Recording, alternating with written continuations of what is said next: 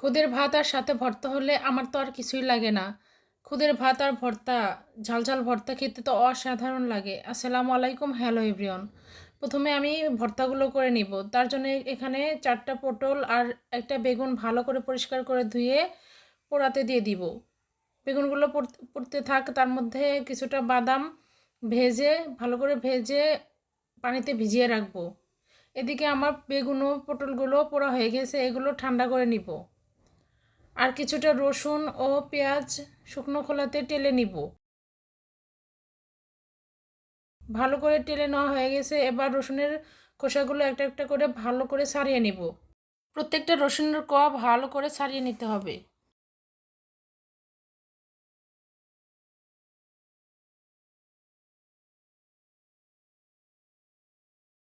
রসুনগুলো আমার ছাড়ানো হয়ে গেছে। এখন ভর্তাগুলো করে নেওয়ার আগে পটলের খোসাগুলো ভালো করে ছাড়িয়ে নিব। প্রত্যেকটা পটলের খোসা ভালো করে পরিষ্কার করে নিতে হবে। পটলগুলো পরিষ্কার হয়ে গেলে এবার বেগুনটা ভালো করে খোসা ছাড়িয়ে নেব। একটু সময় নিয়ে বেগুনের খোসাগুলো পরিষ্কার করে নিয়েছি। এদিকে তেলে রাখা পেঁয়াজের খোসা ছাড়িয়ে পেঁয়াজগুলো ভালো করে বেটে নিব। প্রথমে আমি রসুনের ভর্তাটা করে নিব। পেঁয়াজটা ভালো করে একটু আধা ভাঙা করে নিলে হবে, খুব বেশি মিহি না করলেও হবে। তারপরে কিছুটা রসুন দিয়ে ভালো করে আবারও বেটে নিব। রসুন পেঁয়াজ বাটা হয়ে গেলে এখানে কিছুটা শুকনো মরিচ আর কয়েকটা কাঁচামরিচ দিয়ে ভালো করে সেগুলো বেটে নিব।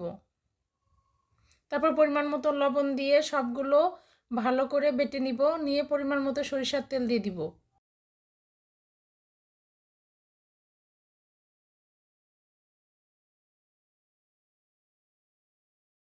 সরিষার তেল দিয়ে আবারও ভালো করে মেখে নিতে হবে। তৈরি হয়ে গেল রসুনের ভর্তা। এখান থেকে কিছুটা ভর্তা নিয়ে এবার আমি বেগুন ভর্তাটা করে নিব। কিছুটা ভর্তার মধ্যে মরিচ ভর্তার মধ্যে বেগুন দিয়ে ভালো করে মিক্সড করে নিব। তারপর পরিমাণ মতো লবণ দিয়ে দিব। দিয়ে আবারও ভালো করে মিক্সড করে নিব। মিক্সড করা হয়ে গেলে এখানে কিছুটা পেঁয়াজ কুচি দিয়ে দিব। পেঁয়াজ কুচি দিয়ে পরিমাণ মতো সরিষার তেল দিয়ে মেখে নিলেই তৈরি হয়ে যাবে পোড়া বেগুনের ভর্তা। এই পোড়া বেগুন ভর্তা খেতে অসাধারণ লাগে। এবার আমি পোড়া পটলগুলো ভালো করে থেতো করে বেটে নিব।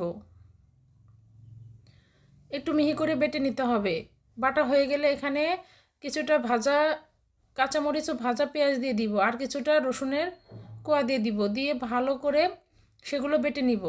পরিমাণ মতো লবণ দিয়ে এগুলো ভালো করে বেটে নিতে হবে।